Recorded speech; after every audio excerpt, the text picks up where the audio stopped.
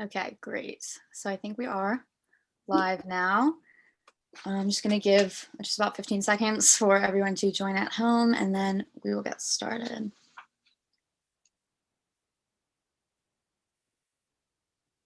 All right. Hello to all of our members and to everyone watching at home. My name is Mallory Murphy. I'm 15 and I am the Executive Director of Generation Activism. I will be one of your co-hosts tonight. I'm so excited to introduce to all of our viewers, Ruth, correct me if it's wrong, but is it Lytle-Barnaby? Lytle, you're close. Yeah. Lytle-Barnaby, the CEO and President of Planned Parenthood Delaware. Tonight, we're going to be asking her some questions about her work with the organization. Planned Parenthood is an incredibly important resource for millions of people, and we're so excited to learn more about how they run things and some of their services. So without further ado, I'd like to invite my co-host to introduce herself. Hi, I'm the second co-host. I'm Mallory Holloway. I'm super excited to be hosting you tonight. I'm really excited to talk about this, and it's a really important subject to all of us. So yeah, let's have the panel, let's have the group introduce themselves. I'm going to pass it to Kate. Hello, I'm Kate. My pronouns are she, her, and I'm the Advocacy Director for Generation Activism, and I'm going to pass it off to Margaret. Hi, I'm Margaret. My pronouns are she, her, and I'm the Secretary of GENACT, and I'm going to pass it to Brooke and Peyton. Hi, I'm Brooke. And I'm Peyton. And our pronouns are she, her. I'm going to pass it to Carl. I'm Carl. My pronouns are he, him, and I'll pass it over to Olivia. Hi, my name is Olivia. My pronouns are she, her, and I'll pass it to Miranda. Hi, I'm Miranda. My pronouns are she, her, and I'll pass it to Kira. Hi, I'm Kira. My pronouns are she, her, and I'll pass it to Krista. Hi, I'm Krista. My pronouns are she, her, and I'll pass it to Yuretsi. Hi, my name's Yuretsi. My pronouns are she, her, and I'll pass it to Margaret. Sorry, who did you pass it to? Your audio cut out at the end there. Margaret, sorry. All right, so Margaret's already gone, so I'll pass it to Sean to continue. Hi, my name is Sean. My pronouns are he, they, and I'll pass it to Linda. Hi, I'm Linda. My pronouns are she, her, and I'll be passing it to Bella. Hi, I'm Bella. My pronouns are she, her, and I'll pass it to Janie. Hi, I'm Janie. My pronouns are she, her, and I'll pass it to Gabby. Hello, I'm Gabby. My pronouns are she, her, and I think everyone's gone, so I'll pass it back to Mallory. All right, thank you so much, everyone. And now, Ruth, would you mind introducing yourself? Sure, Ruth Lytle-Barnaby, and I'm the President and CEO of Planned Parenthood of Delaware. My pronouns are she, her. Thank you so much. And I think that leads us right into things. So Krista will be asking our first question for the night. So I'll give it to Krista. Can you give some examples of what Planned Parenthood does? Absolutely. We do many things. What we do most of is help people decide if and when they want to have a kid, and how many they want to have, and the spacing between them. So the most of what we do is birth control. And we have all kinds of different methods of birth control that we can provide for both, for all genders. And but it's mostly women, because are people that are that have a uterus. And so we have birth control pills, we have depot shots, we have what are called LARCs, long-acting birth control, so IUDs and Nexplanon. We have the patch, we just have all kinds of methods for that. We provide a lot of STD testing. We provide prenatal care for those who would like to continue with their pregnancy. We provide gender affirming care for those who maybe have been born assigned one sex, but really believe that they are of a different sex than what they were born. We provide cancer screening, so for breast and cervical cancer in particular. We provide care for those who in particular have, maybe they want birth control, but they have high blood pressure. So we provide for those with high blood pressure. We provide smoking cessation, and we're just about to start to provide behavioral health care. So psychotherapy for those who would like to continue further because maybe they've had some post-traumatic stress, or they've had different kinds of anxiety, depression, other things that have really interfered with their ability to really interact with their own reproductive health plan. So we do a lot of things, and abortion services, which is the one thing we seem to be known for. Thank you. And I'll pass it to Carl. Mm-hmm.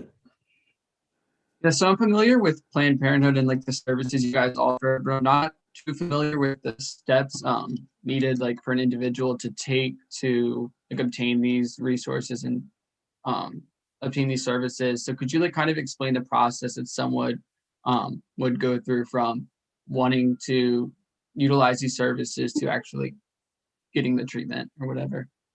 Yeah, and it's actually pretty simple. Make an appointment. And we have different ways to make an appointment. You can make an appointment online. So we have ways to do it so that not everybody likes the telephone. And so we have a way to do that online for you. You can call and make an appointment. You could get a referral to us.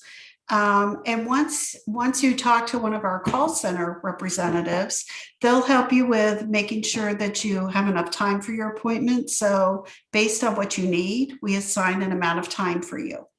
And we also collect insurance information if you have that. And if you don't, we have ways to see you if you have no insurance at all, no ability to pay at all. So we do all of those things up front so that you know what's expected of you.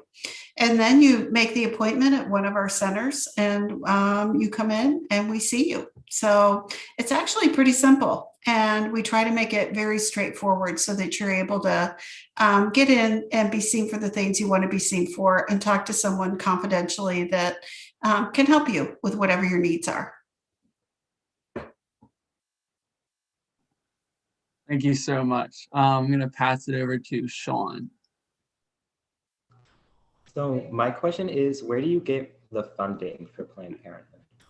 That's a great question. We so some of our funding is from the care we provide. So if you have insurance, we'll bill your insurance. If you don't have insurance, the state of Delaware has an amazing program that they help pay for care.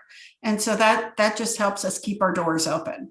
So we have that. We have Medicaid. We have Medicare for older people that come to see us. And so that's the first part of how we get money to just keep our doors open. But that isn't enough, because what we get paid isn't enough to provide all the care. So we also raise money. We get grants. So we get grants from different entities in the state. So we have different foundations that give us money.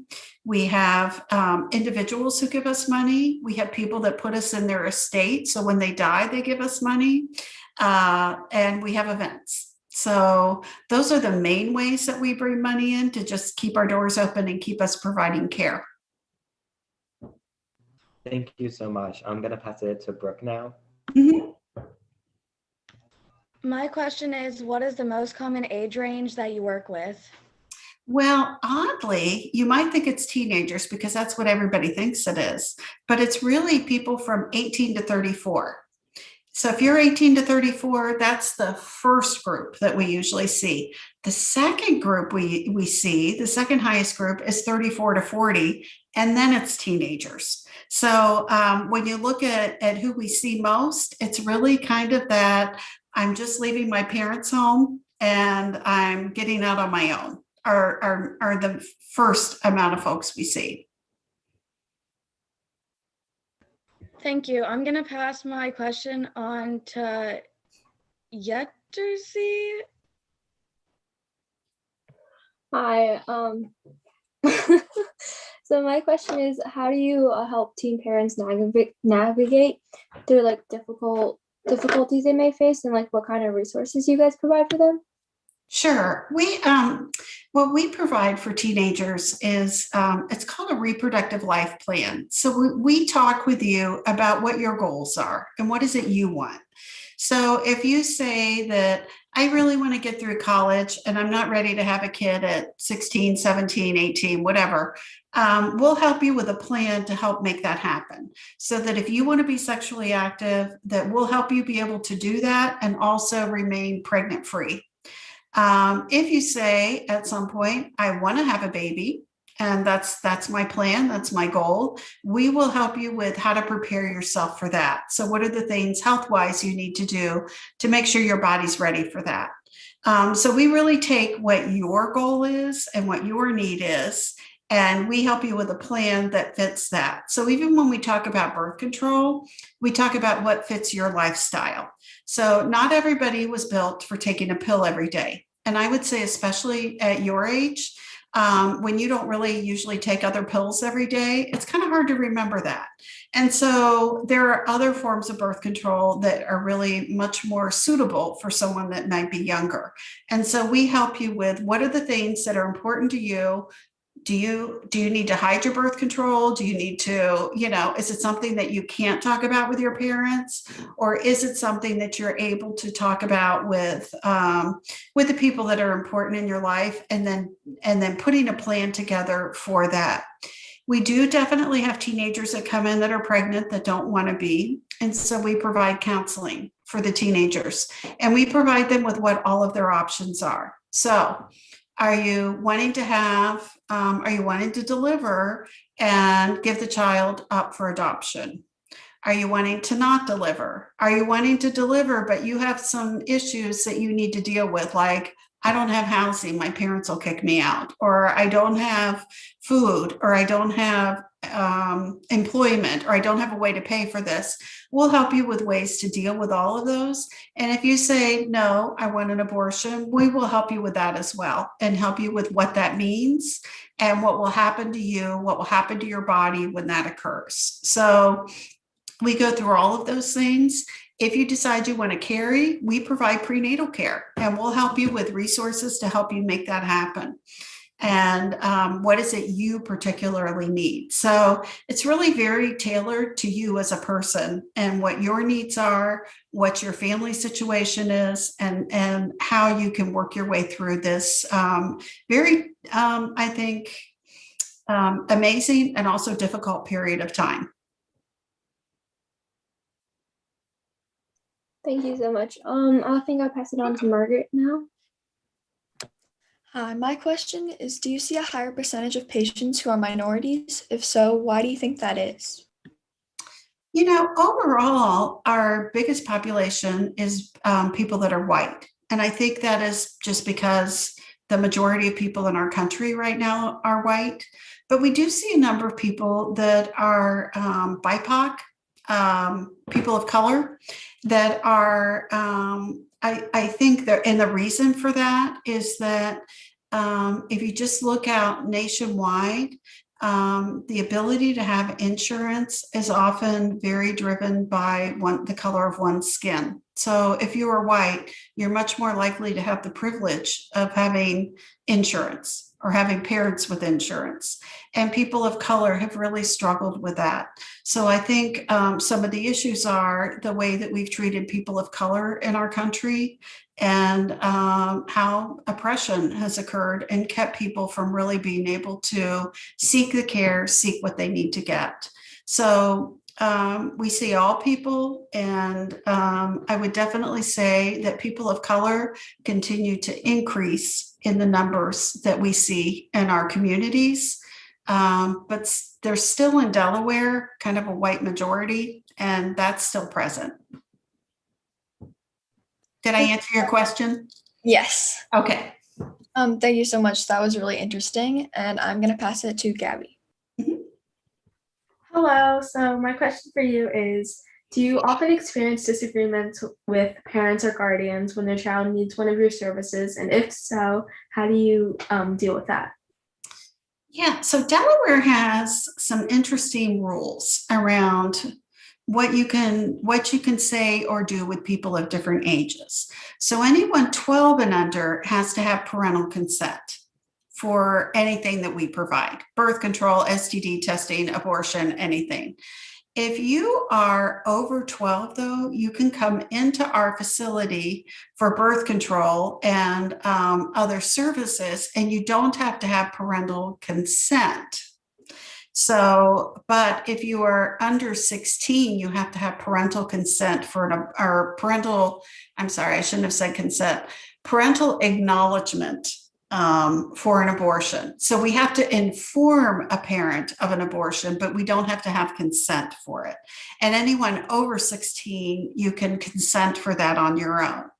What we see in our clinic is really varied. We sometimes have parents that are pushing for, and this is usually in abortion care, some are pushing for an abortion and others are pushing for not to have an abortion. One of the things we do to deal with that is that we separate the parent from the teenager so that we can understand fully what does the teenager want. And our goal is to help the teenager get their needs met more than to acquiesce to what a parent might want. This is hard for parents to hear. And frankly, I've seen more instances where parents are pushing for a teenager to have an abortion than the other way around. And I think parents are thinking, I know what's coming, I know what the difficulties are, and there's a lot of struggle there. But what we really have to do is follow, what do you as a person want, and how can we help you make that happen? So it's tricky, and it happens, and we're right there in the middle of it, trying to kind of sort things out. Thank you so much. I think I'll pass it on to Kate. Hi, so my question is of what resources you provide for LGBTQ patients and how that can help them with either transition or any other things that they may need. Yeah, so we have a lot going on there. And one of the things many people don't know, that if you're LGBTQ plus, you have a higher likelihood, if you're identified as female or have a uterus, of getting pregnant. And I think a lot of that has to do with experimentation and trying to figure out who you are and what works for you. And so we have a lot of services to help people really understand what it is that's important for them. We have gender affirming care services that we provide for our clients who are transgender and who are looking to transition. Gender affirming care means that we provide the hormonal therapy to help people in that aspect of the transition. We are soon going to add in behavioral health for that, because we know that a lot of folks really struggle with depression and anxiety, because it's a hard world to live in if you're trying to transition. It's just a real struggle. So we try to help folks get through that. And we also provide some case management so that we can help the navigation with insurance, and in particular for those that are having top or bottom surgery. And that's a big struggle, and there's a lot of angst around insurance companies approving things. So we work to help people get through those things. And also just, how do I tell my parents? How do I tell my friends? How do I tell, there's a lot of telling of people that you have to do. And so we work through those issues with you. I think for those that are experimenting and figuring things out, we really try to work through who you are, who you want to be, and how can we help you get there. So we do all of the things to help you get to that spot. Wow, thank you so much. You are welcome. It was incredible. I didn't know half of those things were like part of Planned Parenthood. So yeah. Thank you. I'm going to pass it off to Miranda. Mm-hmm. Hi. Have you had to deal with religious organized protesters outside of the Planned Parenthood facilities? And if not, how do you feel about it? Oh, we do. We deal with it every week. We deal with it. They know what days are abortion services days. Those are typically the days they show up to protest. And then they have 2 times a year where they have what they call 40 Days for Life, where they protest outside our facilities 40 days in a row. So you get people there every day. And it varies from some folks who just kind of carry, you asked about religious, who just carry it's typically Catholicism that finds that an important activity. And so some folks are out there praying with their rosaries, and other folks have signs, and other folks have megaphones and are yelling. Some folks are taking pictures of us. I've had videos taken of me, pictures taken of my license plate, all kinds of different things. Lots of things yelled at me, and our staff, and that's very kind of standard. That's what happens. And so I think you're asking about what my view is about that. So my view is that everybody has a right to protest. We all protest the things that we find abhorrent in our life. And so I don't judge the desire for protest. My struggle is that some of the protesting isn't loving and concerned for the patients who come to see us for their care. It is shaming and difficult, and can be obnoxious and rude. And I find those things painful for our patients. Our Planned Parenthood has a non-engagement policy, so I never say anything back to anyone who protests, who directs anything at me or our patients. But we have patient escorts who help escort our patients into the building and provide kind of a physical barrier so that our patients don't feel quite as stressed about the things that are being yelled to them. And we find that as an important and a good thing and a protective thing to do for the people that we care for. So we do all of those things in a way to just make sure that our patients know that we love and care for them, and we are there to serve what they want to do. Did I answer your question? Yes, thank you. Before I go back to Miranda, I just had a follow-up question about that. So I've seen in some that are just abortion clinics or some that are Planned Parenthood facilities, I've seen people show up as clinic defenders, and they kind of protect the patients as they're coming in. Have you experienced that? We call them escorts. We call them clinic escorts. They can be known by many different names, but we call them clinic escorts, and they are there to protect our patients. And it's really interesting, like in Delaware, we have a number of men that are clinic escorts, and they're usually a little bit older, and they are I think in a very loving way, kind of father figure folks that are there to just help say, you know what, we care about you. We're going to get you in this building, and look at me, talk to me, and you will be fine. And they just, they provide this just level of protection that I think is really essential to help the person coming into the clinic who's already scared and already stressed, a way to get into the building without feeling too traumatized. Thank you. Yeah. Yeah. It must be so difficult for those patients who, some of them aren't even there to get an abortion. Yeah. And for those who that are just making the choice that they need to make for their own body, and to Yes. face that kind of backlash. So yeah, thank you. And we've had so through COVID, we've just now brought back our escorts, just because most of our protesters won't wear a mask or social distance, and so we've worried about, because many of our escorts are seniors, that we wanted to protect them. So our own staff have been providing that. And I can tell you that when I go downstairs and help someone get into the building, the level of relief that they have just getting in is huge. Yeah. It's just huge. Yeah. Yeah. I'll give it back to Miranda. Mm-hmm. Thank you so much for that. I'm going to pass to Kira. Hi. Before I ask my question, it does deal with sexual assault, so if that's a difficult topic for anyone, feel free to tune out now. But I was just wondering what resources Planned Parenthood provided for victims of sexual assault or rape or anything like that.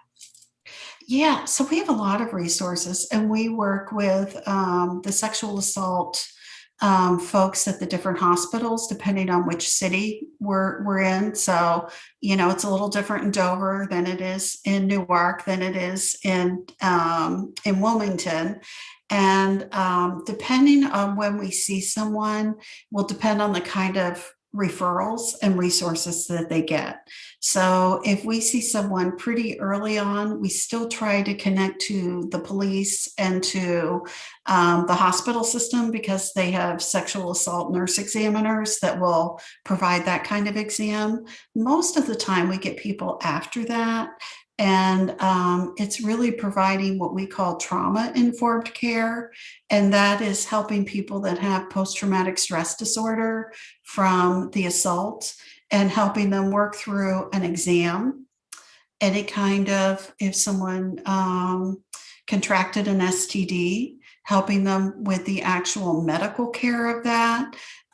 We've had people that have needed abortions because of their sexual assault, and they have to have the police involved in the whole process of that to collect the products of conception. And so it's a really trying experience for the person involved. We refer people to counseling. It really depends on what they need, but we refer them wherever they need to get ongoing care. So we try to help them kind of right the situation, at least physically, for themselves, and then help them get whatever kind of psychological care they need or other kinds of physical care that they might need, or, it just really depends. So, or if it's domestic violence that caused the assault and getting someone into a shelter, it's every situation is different. So our referrals are different, just depending on what the person needs. But know that it happens all the time. And we see it all the time. We see it every day in our clinics, and we refer people for extra help because of that. So it's real, it's present, and it's painful. Thank you so much. I'm going to pass it to Mallory now. Okay. Yeah, so thank you so much. I know that was, if anyone was tuning out because of that question, now is a good time to kind of tune back in. We are past that topic. So my question was, if you could explain something that I know Planned Parenthood has been involved in. It's called the upstream approach. Sure. And the public health approach. And I was just wondering if you could kind of give an explanation of what that means. Sure. So upstream was an idea of two gentlemen from Boston who really looked into, they really wanted to address poverty, and poverty in women in particular. And it really wasn't a lot of rocket science for them to figure out that the number of kids one has and when they have them and what their ability is to care for them had everything to do with whether they had any kind of economic stability in their life. So when they did that, they came back and said, so what can we do? And they initially landed on long-acting contraception, so an IUD, which is placed through the vagina up through the cervix, or an Explanon, which is also a form of birth control that is it's a little device that's placed in the fatty part of your arm. And both provide birth control anywhere from 3 years to 12 years. So it gives you the same kind of protection as a birth control pill, but does it in this kind of amazing way that you can have that. Well, one of the things that they found was that even though they provided that they wanted to enhance the ability for people to get that they also found that they also did want to be coercive. And in particular for people of color that have had bad experiences with birth control in the past, they wanted to be able to say that any form of birth control that works is an important form of birth control for people. And so they came into Delaware as one of their pilot states because we're a small state. And being under 1 million people, you can kind of wrap your arms around the issue a little better. So we were one of their pilot facilities to really enhance being able to provide birth control to people. And they had programs like free birth control for all, which was huge. And it's not a big surprise when you make birth control accessible and you make it easy to get, that you have fewer unintended pregnancies. And that is exactly what happened here. And so more people got birth control, fewer people were having abortions because they had reliable birth control in their life. So upstream really helped make that happen. And there's still great effects from that. So we still from the state get free IUDs and Nexplanon. Like we still get free long-acting birth control to be able to give to people, which has made a huge difference in their lives and allowed them to really realize the dreams that they had. Yeah, so correct me if I'm wrong, but the upstream approach is kind of the idea that if you stop it upstream before it gets to the, like if you address the problems that cause the real issue, then you can prevent the problem. Yeah. And I think, you know, if you kind of take the religious approach, there's something wrong with you as a human being if you desire sex. And I think we have this Clergy for Choice group that is really strong in trying to empower really, I think, positive sexuality, and that people are sexual beings, and that desiring sex is not a failure. And the failures are that you either don't have birth control, the birth control failed, the failures aren't you as a person. And so I think what Upstream did was they really came in and helped with, we're going to help you with this birth control side of it, which is a big issue. It's a huge issue, and it's a huge issue, especially if you're younger. And so having that available really helped you make these kind of critical choices in your life that helped you have economic stability for the rest of your life. You know, we know the higher education you have, the more money you're going to make in life. And fair, not fair, that's a reality. And so helping you be able to get through those things that are barriers are really the thing that makes a difference for you.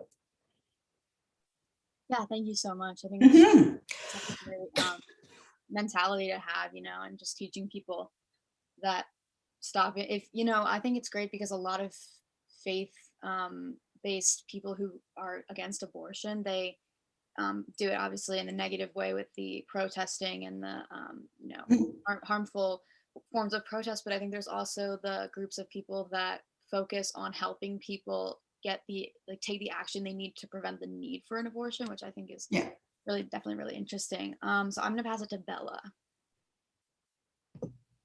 So how do you feel about the fact that when people protest, they often only focus on the abortion services?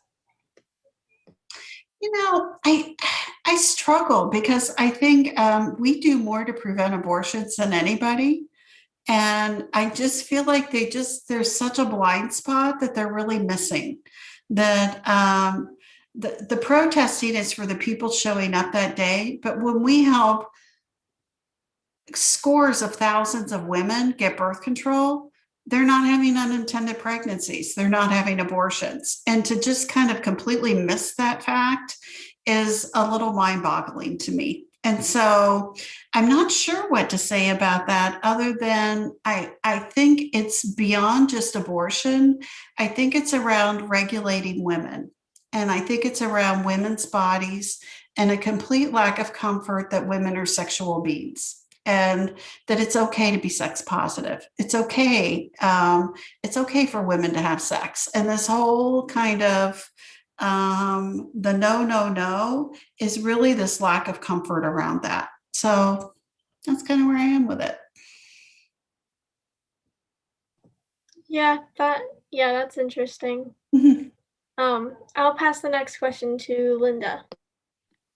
What are your thoughts on people trying to limit the access to Planned Parenthoods across the country? I'm really saddened by it. We are fortunate in Delaware that we have a legislator that supports us, that we have a health department that supports us, and that we have mostly people that support us. If I were in Kansas or Texas or Florida or all the states where they're doing these kind of things, the reality is that people will have sex, people will get pregnant, and whether you approve or legislate abortion or not, women will have abortions. And they will either do it legally and safely, or they will do it illegally and often unsafely. And so I am horrified that we will be sentencing people to death because they can't move forward with a pregnancy, and it hurts my heart that that because someone else believes something, that it stops people from getting what has been by our Supreme Court legislated as a legal service. And that we are so many years down the road, and I'm getting old. So I'm watching that we are going back to issues in the 50s and 60s. It's just craziness. I'm really disheartened by it.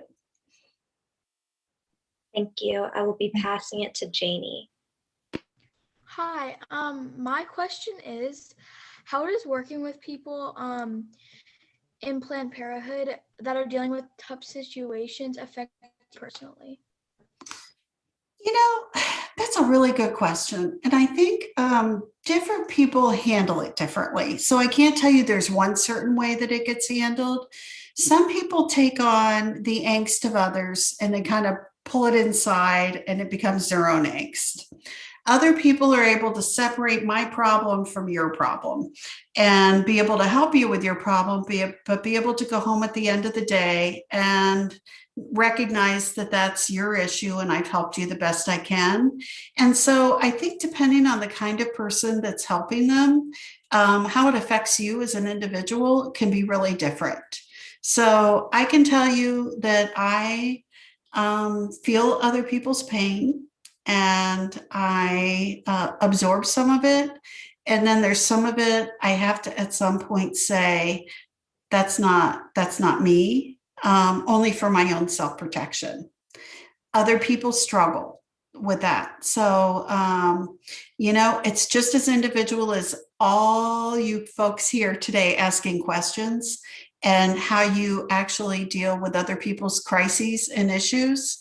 Though over time, I think it absolutely has an effect.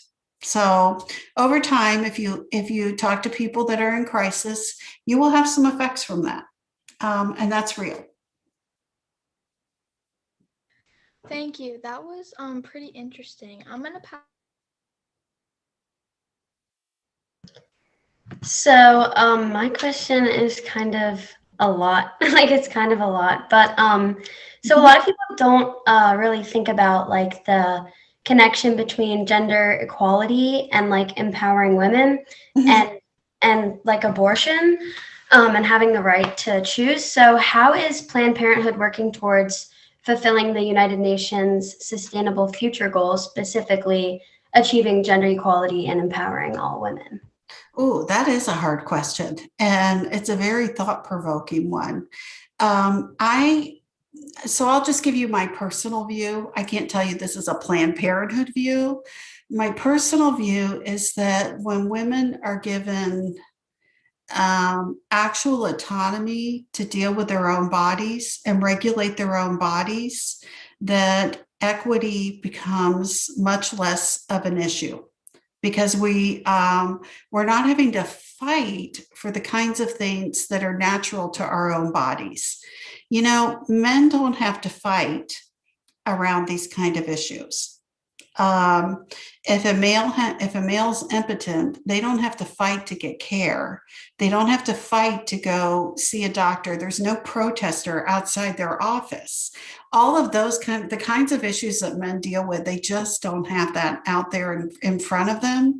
I think part of the oppression of women and gender equity has really been around regulating your own body, who's in charge of you as a female, if you identify as a female, and how are you actualizing that in the world. And so this is where I think until women really have that true regulation, and you're not fighting about, so in Delaware, you can easily get birth control and can get some free birth control, but in Kansas, you can't even get an STD test. I mean, so when you see like the kind of differences that women have to fight through, until those things are resolved, I think we are in a continual uphill battle.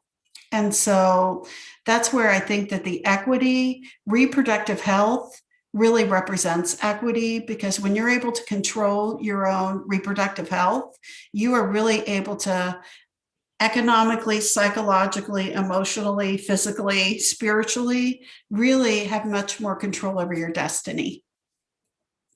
So I hope I answered your question, and I don't think I even scratched the surface, but I tried. No, you did. You did. I like it. Thank you. All right. The next question is Megan. I'll take Megan's question for her since she isn't here. How can we as youth activists raise awareness for the issues that Planned Parenthood pushes for? You know, that's another great question. I think, first of all, I think women kind of owning the space of my body. This is my body, and these are the things that are important to me. Whatever those things are, I think are crucial. And women speaking up and speaking out. And so I'm old enough that I have a 30-year-old daughter, and we talk about issues all the time. And the difference in generational about that, I really learned to get through life with acquiescing, compromising, and kind of working around men. And that's just where where my generation did things. And she is much more out there with, oh no, you're not doing that. And here's how I think about this. And I learned from her all the time about the importance of being you and saying what you want, and not having to worry about how that's going to affect your job, your income, your family, and learning those things, I think, and just speaking them forcefully is really what will bring you to the next step.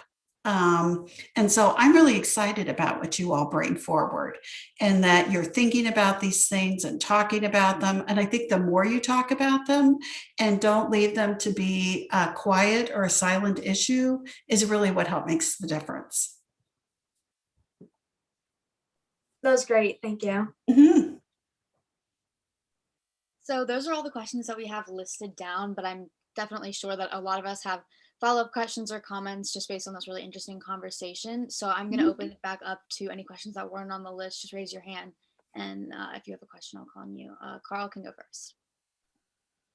So correct me if I'm wrong, but when the protesters outside of the facility question came up, you said that the protesters knew the days that you guys performed abortions. Am I right with that? So yeah. Is there like a reason that is there like a reason behind like having designated days for that you guys have performed these operations, or is it just like how it falls? Yeah, so Delaware is a physician-only state, which means only a physician can provide an abortion. And so there's a scheduling that you need to do with physicians. And most of our family planning services are provided by nurse practitioners.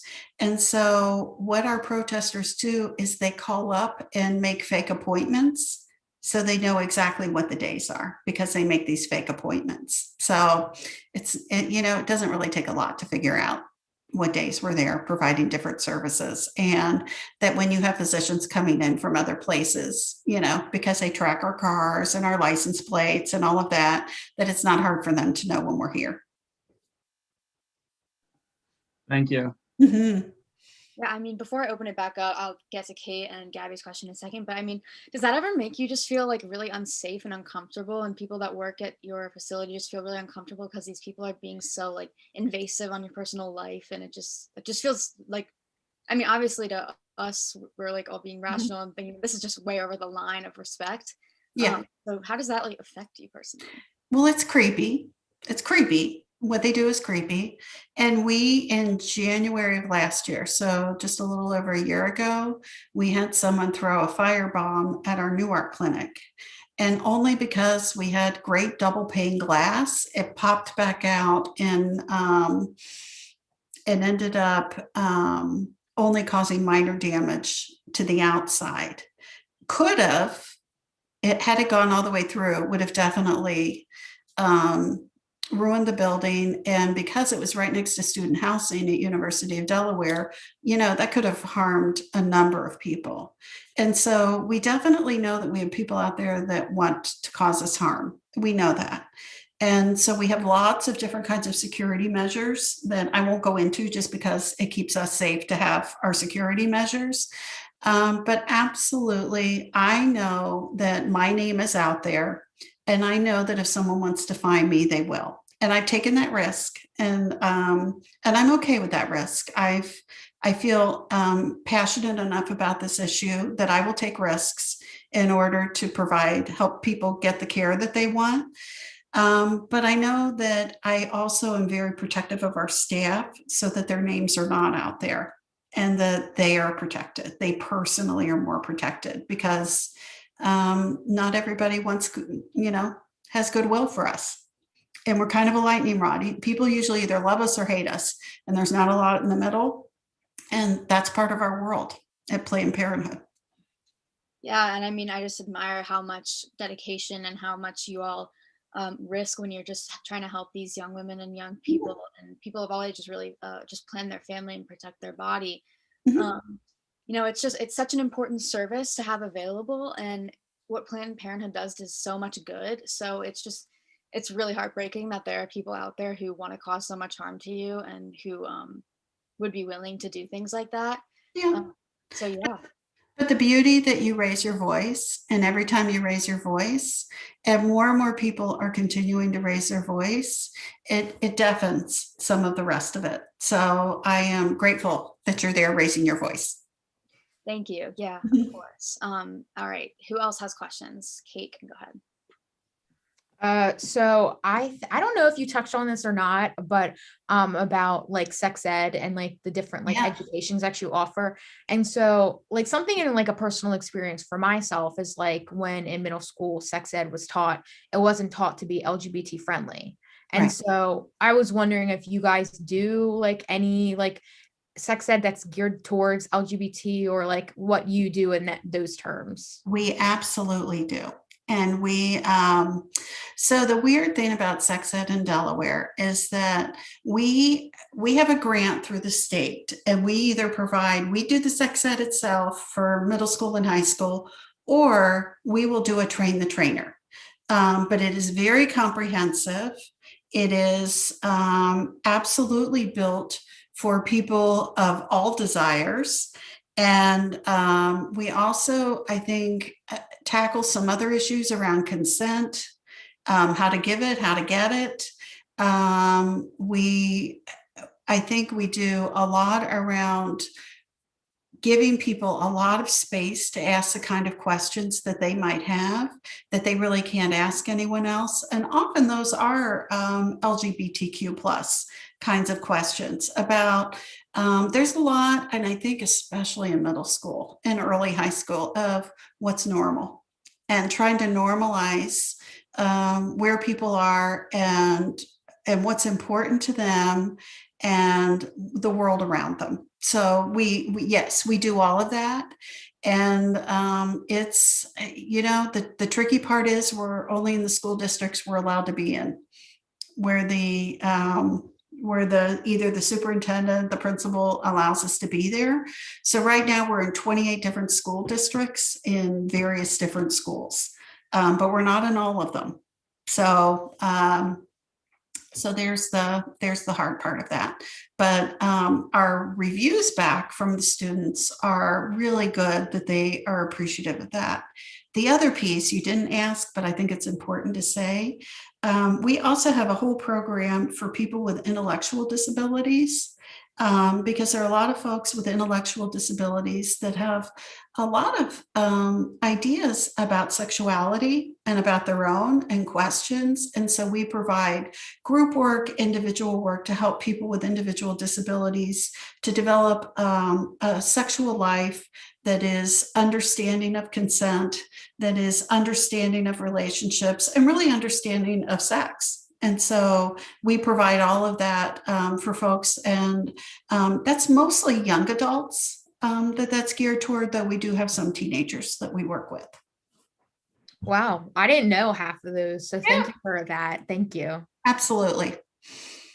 Yeah, I mean, I was just wondering, like, that conversation just sparked a question in my own mind. Do you see a majority of, or like a higher percentage of people that are needing STD testing that are LGBTQ plus because they didn't get the education that they needed to protect themselves with sex?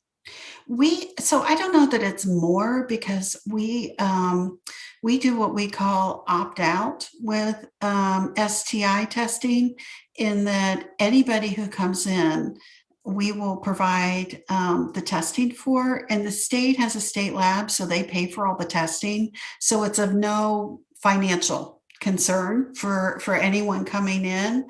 And that's for everybody. And the reason for that is that you know what your own sexual history is, but you really don't necessarily 100% know the sexual history of your partner. And so being able to help people with the testing and the results to know where they are, what their status is, has been really important. So we provide both STI and HIV testing for everybody that comes in for every visit. And unless you say, no, I don't want that, we'll provide that for you, and no cost. Okay, cool. That's really interesting. All right, who else has questions that they want to ask? Sean, go ahead. So when you were talking about the clinic escorts, you were talking about how they're mainly like seniors and like older men, but is there like a minimum age that you have to be to sign up for like volunteer to do that? We've had 18, we've taken some people less than 18, but we've just had to have parental permission, because sometimes parents freak out a little bit about what their son or daughter or youth might do at Planned Parenthood. So it's been more just around making sure that everybody understands what's going on and that everybody's okay with that. So we're open. We're open to it. I think the harder part is if you're a teen, is more what your school schedule is.